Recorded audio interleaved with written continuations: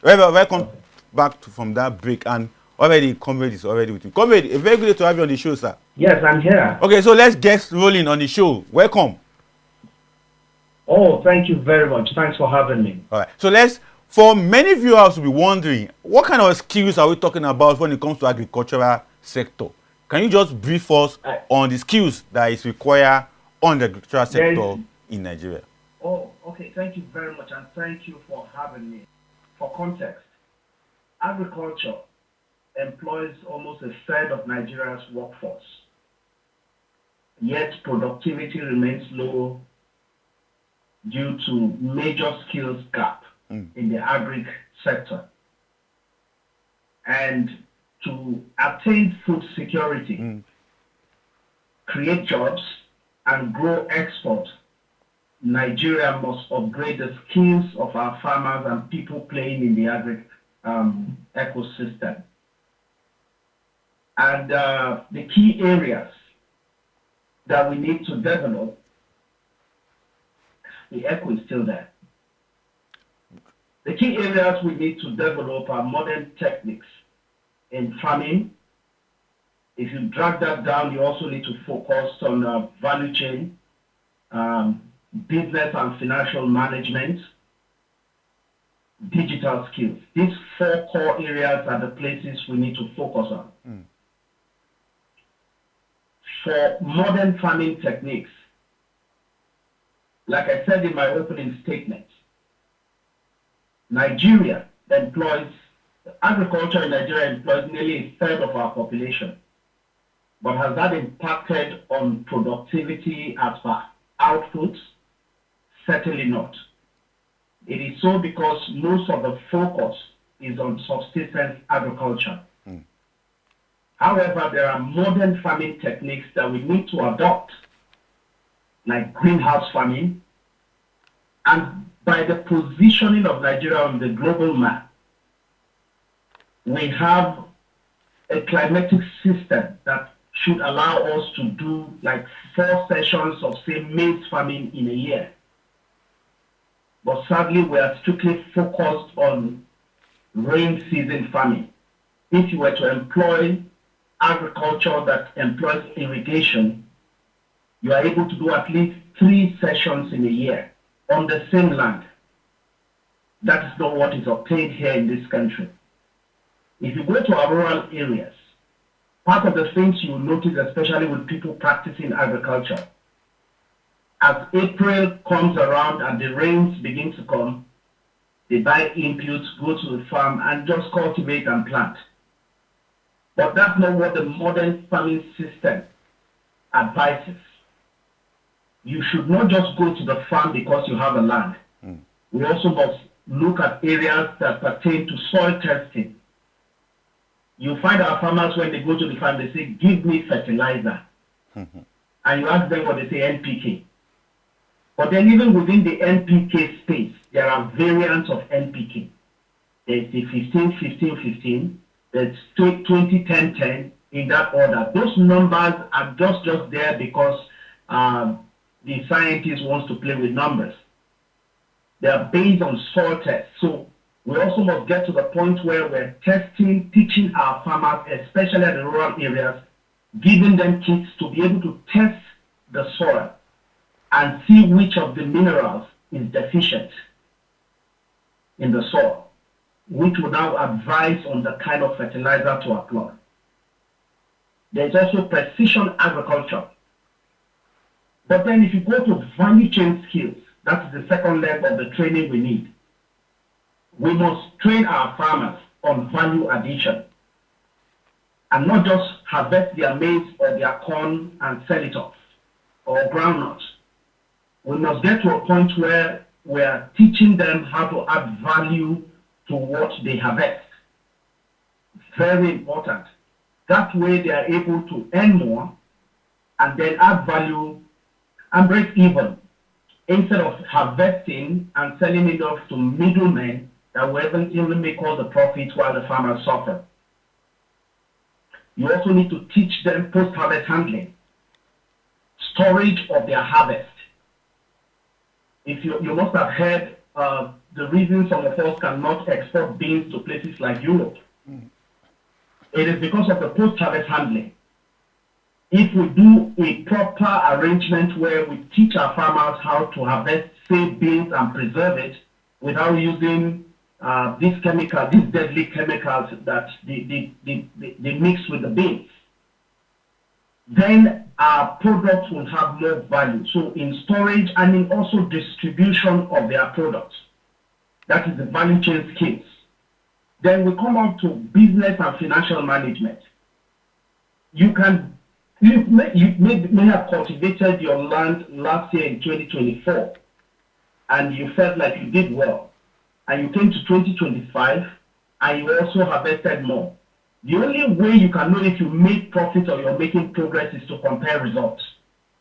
So we must teach our farmers record keeping. And then by the time they also harvest, do some value addition, you also must teach them how to brand their products. The branding will increase the value. Then you must also teach them market and finance access. How to access finances from financial institutions and how to link to the market and be able to sell. Then the fourth one is digital skills. Where in the 70s, we had extension officers who were placed in the villages. But modern farming system has gone beyond that. You can have mobile-based extension services where the farmer has an app on his phone and is able to be advised on how to apply good agronomic practices to his farming system. That's number one. We have also gone to a place where formerly before this time, if you need to apply chemical, you must use your knapsack or so to apply chemicals. Now, there are drone technologies that is able to help you cover more grounds, and it's a bit more precise than carrying the knapsack on your back and trying to spray.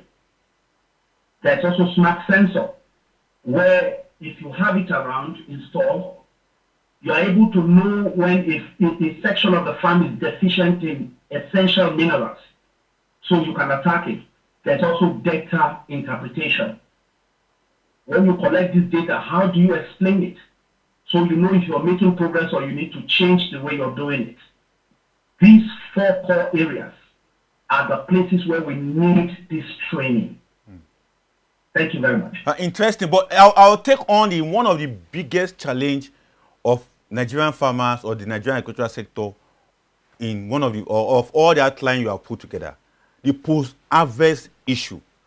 What do you think has been giving rise to post-harvest issue in Nigeria so far, from your own experience as someone, a practitioner in that sector? The major challenge, first of all, it is the lack of knowledge on how post-harvest handling should be handled. To this day, even to people that government are working with in the far north, especially during the Anchor Borers program scheme, you will find people cultivating rice in places like Kebbi. And after harvesting, the threshing process will make you want to cry. First of all, rice grains, if you see the ones they bring from, say, Singapore, Malaysia, if you look at the grains, they are straight unbroken. They are so because machines are utilized to harvest, first of all, and then thresh before the processing. In Nigeria, we still find farmers using this harvested, dried rice stalk and slamming it on drums in the farm.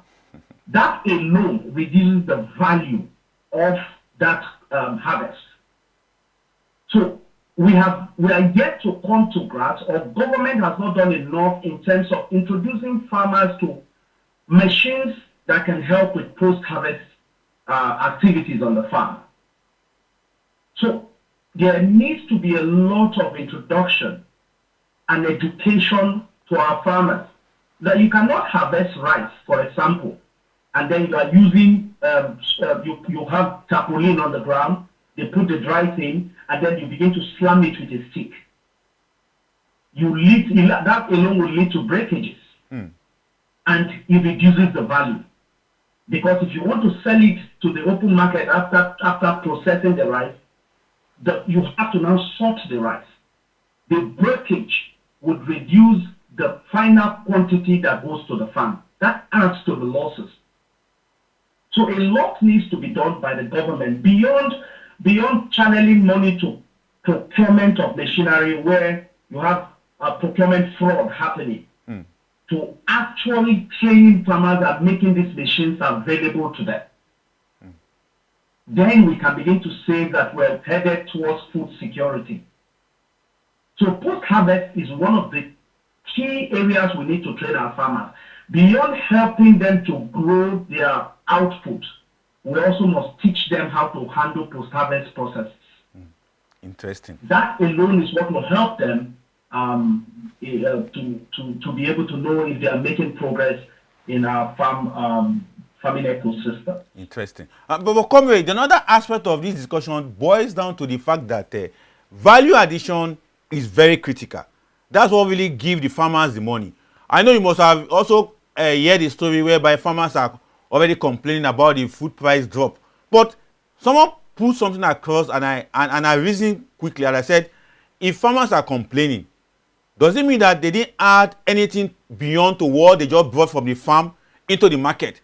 So for you who understand that terrain very, very well, what could have happened that farmers are complaining about price drop in their product? Is it because they didn't have any other additional value to their product? Is it why they are complaining? So talking about value addition as a skills for agricultural sector in Nigeria. If I heard you correctly, you want to know why farmers are not earning more from their products. If that's correct. It's part of it. It's part of it, but basically the value addition that you talk about. How can we have value addition in our farm product? And I give an example. Currently, farmers are complaining that because of the falling price of food in the market, they are not making much money. So someone has said something strict and critically that it is because they are not adding value to what they are bringing to the market, and that is why they are complaining about the falling price of their product. I worked on a program where we were buying sesame for a multinational company, and I was stationed in the northeast. That single year, I noticed to very sad reality where we bought close to 120 trailers of sesame. 120 trailers of sesame. Not a single, the only value we added was to take it from the farm, bring it to the warehouse, and just clean it. Just clean it of admixtures, dirt, and then they were bagged and standardized. And those products were on their way to Asia. But the same thing they were buying for a poultry sum here in Nigeria, when it goes to the international market, was selling for nearly $1,000 per ton. And they were buying it for less than 20,000 naira or so per bag in the north. That is a huge difference. But imagine that you took that same product, government are able to cluster them into groups, even if they cannot buy these machines themselves, you put them in groups, set up these processing centers, especially as it concerns that particular product, and you know that it is grown in that area, you set it up there, because and all of them can go there and pay a little sum to either dehusk it and not just clean. The moment you dehusk, beyond cleaning, it increases the value by nearly 50-fold. So government needs to get to a point where, and I know that Bank of Africa had something like that doing in the past, where if you can identify a group of farmers of nearly 1,000 farmers in a certain location, they set up a processing hub around there. So the burden to go and set it up alone is removed from these farmers. They can now take their product there, raise the value a bit, and sell it to the buyer. So government input and the private sector needs to come in to set up these processing zones or hubs across the country for areas where they have certain products. You have it in the middle belt where you farm a lot of maize. You set up something that can help you clean the maize or probably turn it into flour.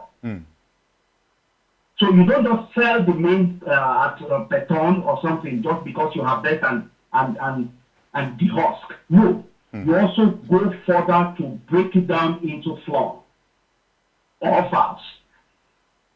Those products in their individual forms will earn more money for the farmer than just selling the entire maize. So government input is very key. The private sector also needs to play into it, but then it will depend on protection from the government by the policies it puts out. It's true. Talking about the government, comrades, just recently the Minister of Agriculture is talking about farm mechanization centers in the 6th geopolitical zone. And when I checked through the write-up and what the minister was saying, I saw that something like skills that we are talking about right now is missing. But rather, what the farm mechanization is all about is to repair tractors and to serve as hub for farmers. But for you, if you are to advise the government at this point in time, before they begin to set up those farm mechanization center, how can they bring up all these skills that we have mentioned into that farm mechanization center of the government as of today? All right, go ahead. See, I said it in the program that I was on. If you have, when you see government has no business buying tractors. Government should have no business buying farm implements by itself. It is my position that when you see things like that, what they are mostly interested in is the thought that comes from buying these things. In that, you will find procurement fraud. It shouldn't be so. Government should empower, make it easy for private sector to set up these things. Because when you give a group of a few farmers, you buy tractor and then you give to them, there's also the cost of maintenance. But if you empower people, private sector, to set up these things across the place, then regulate how much they are giving out to farmers to leave it for your small farm. You go in farm, after you're done, they take their thing back. That way it is sustainable. But until that is done, every year when they come up with the budget would have inside one of its line items or more of the procurement of tractors. That is adding to the overhead of running that government agency. But if you empower private sector people to go into these spaces, set up these machinery hiring centers, they are doing it as a business. So government is not saddled with buying tractors every year so they can distribute and some people within the system make money. What government needs to do is to make that and create the enabling environment for those businesses to succeed. One of the things they need to do is also ensure that there's security in such areas. So that farmers can walk into those places and say, look, I have 10 hectares somewhere here. How much is it per hectare? I want to do it today. And then there's the scheduling for he pays his money or subsidized rate. That is where government can come in and say, okay, we will subsidize for the farmers and they're able to also benefit, and then they produce at rate that is manageable, and then when they sell to the market, there's no direct impact on the people consuming these things. I don't know if I was able to answer that, but government should have no business doing that. The moment government gets into buying tractor, there's a problem, because next year you will still hear that they are buying 1,000 tractors. Interesting. Where are the tractors going? Exactly. When you can empower the private sector to set this thing up and just make things easy for them to operate. All right. Now, Kwame, before I let you go, one aspect that we can't leave out of this discussion is the financing aspect of the agricultural sector of Nigeria. For you, what has been the financing, the funding, access to fund for farmers? Okay, that's a very good question, by the way, because if you don't have money, how do you farm? You can't go to the farm. So the easiest way to do, is to create an enabling environment for farmers to be able to access finance. And how do you do that? You should know that banks, especially, and financial institutions, are more comfortable when they loan money to a group of people than loaning to a single farmer. So the process that needs to first happen is to put these farmers, especially in the rural areas, into cooperative group of not more than a certain number, maybe 10, 15 farmers in a cluster. They know themselves. As a group, they can now approach a financial institution, knowing that the financial institution will prefer to give it to a group of people who are responsible to each other and accountable to each other. And one of the key things there is what you call cross guarantee. If a financial institution, say microfinance bank, is lending to 10 farmers, these farmers chose themselves into a group. They have a chairman, they have a secretary. It's a functional group.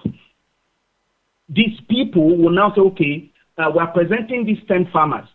And you know that because it was based on your guarantee that they gave it to your partner, you also must ensure that the partner does not side sell when it is harvest time. Because if he side sell, you will pay for him. That will keep the finance secure. And then it will be channeled to what it was intended for. That is one easy way for government. So working with extension service agents, they cluster these farmers across the state, across local government into simple, small group. People who know themselves and live together. And they approach the financial institution, you get to sign a few documents to say that you are cross-guaranteeing, or the traditional man, the traditional head of that place will say, I know these 10 people. Everybody's looking out for himself, because if one person side sells his harvest, it means the person does not get to pay back the loan. Every other person will be responsible. It will teach accountability. That is one easy way for farmers, especially in the rural areas, to be able to access finance. And our people, government owes it to also teach them. Like I said in this opening statement when you asked this question, ask any financial institution, especially microfinance bank, they would prefer to loan money to a group of people than to give it to one individual. Then their own investment is secure. And the farmers who access the loan are also accountable to each other, and the money is not lost. It is channeled to what it was intended for, and at harvest, they get to sell it off maybe to a company who comes to buy, process, sell, and then they're able to repay their loan, and that will now ensure that there's continuity. Exactly. But to carry money like they do during the Anchor Borrowers program and just give it to one man, you give him 1 million. He has never seen that kind of money. He's thinking of the next wife. He's thinking of buying a motorbike. And when he buys the motorbike, he sees that it is a lot easier to put fuel in it and do transport, carry people back and forth and collect money than channeling the money into making more money by putting it in the farm. But if he was in a group and that money was given to them, you cannot buy the Okada for your chairman not to shout at you and say, look, you can't put us in trouble. Everybody must go to the farm. So that's the easiest way for farmers in the rural areas, knowing that finance is very important. But so again, you cannot just give them money. You must also create market access for them.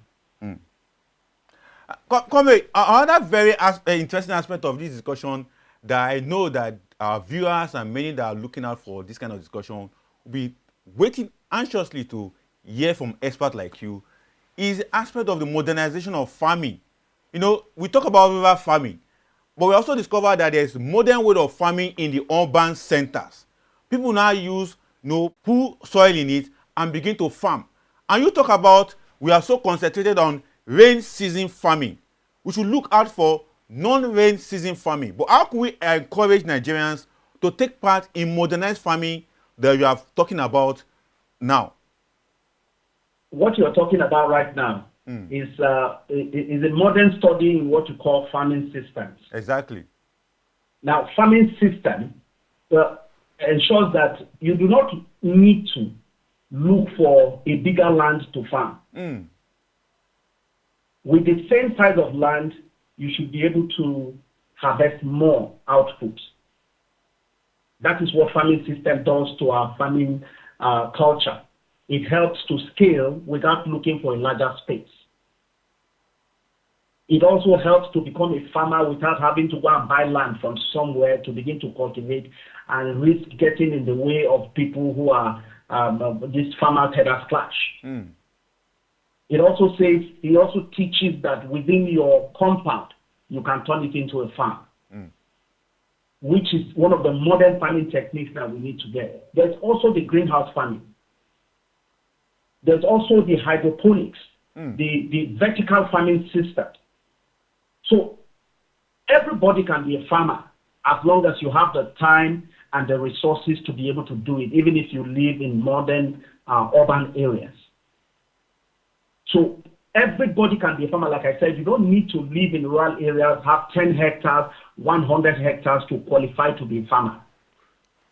So the compound around your house can be turned into a farm when you adopt these modern farming systems. I have seen people cultivate, Irish potato within their compound, and they have beautiful harvest. I've also seen a farmer that I'm very familiar with, very highly placed individual inside this city, cultivated yam in bags, and the harvest was unbelievable. So farming system, it teaches you to become a farmer without having to go to Guagualada to go and look for a land and risk being kidnapped. It also says that you don't need a larger land to increase your output. It teaches you to say, okay, if you choose the right inputs properly, the variety of seed, you get the right amount of fertilizer, whether organic or inorganic, you are able to grow a far bigger harvest than looking for a bigger land.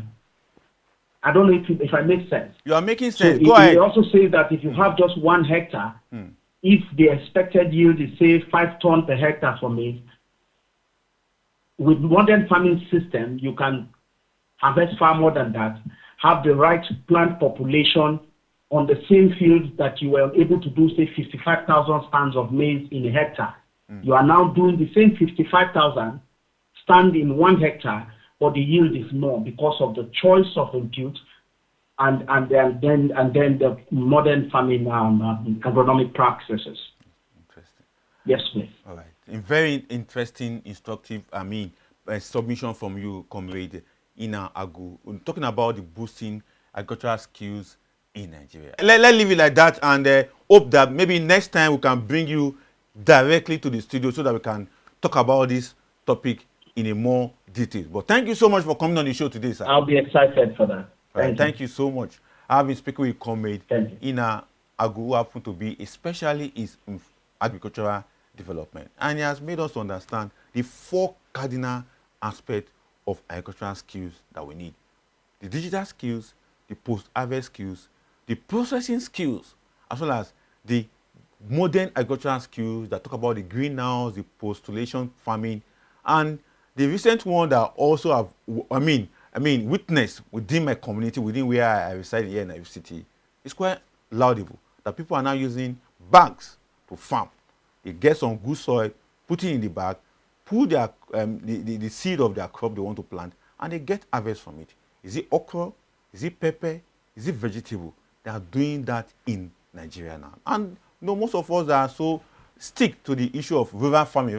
We now have modern farming that are close to city, and that's what is happening all around Nigeria. And it's all about to boost food and to ensure that we have enough food supply in Nigeria. I've come to the end of today's edition of the Market Report on ADBN Television. My name is Adefolami Olamilekon. I will apologize for the break in communication, the guests and my humble self, where you can't get me clearly on some of those things, but we'll definitely work on those technicality going forward. Till we come here with another exciting edition of Market Report, I say, be a good citizen. We're in the weekend mood, but make sure that you are a good citizen and stay out of trouble. Bye for now.